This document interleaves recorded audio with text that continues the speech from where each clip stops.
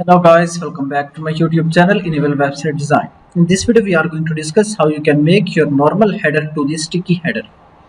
So here you can see I have a Wix website just for practice, and now to change header from normal to sticky.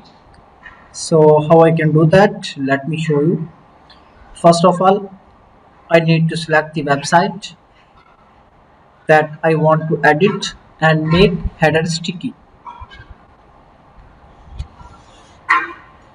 Then on the top here you can see edit site option. Click here. Now let's wait for a few seconds. Wix editor is loading. After that you will be able to edit your Wix website.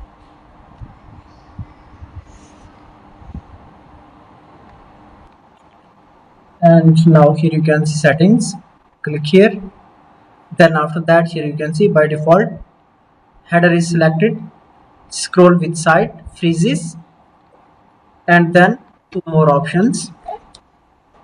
So now we need to select this one, freeze, that means fix sticky header. After that click on publish button,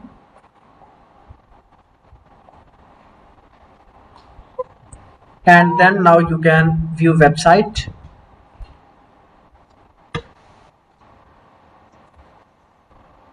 For example, if I scroll down, here you can see header is fixed.